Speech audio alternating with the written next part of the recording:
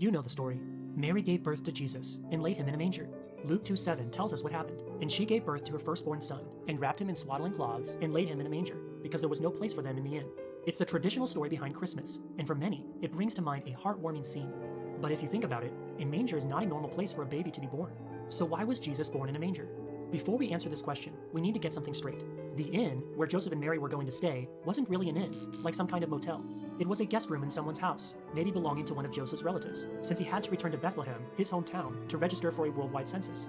And when Joseph and Mary arrived in Bethlehem, after an exhausting 90-mile journey on foot, they were denied a room at the door of this house. It wasn't because there was no space for them in the room, it was because there was no opportunity given to them to get a room.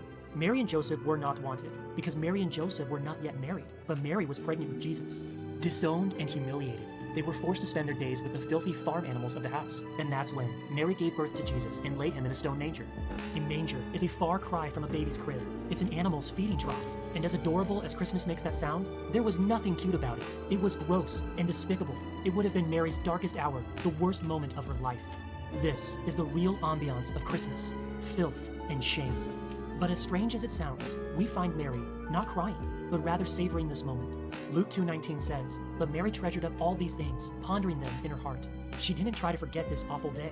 She actually wanted to remember it for the rest of her life, because she saw something we all need to see.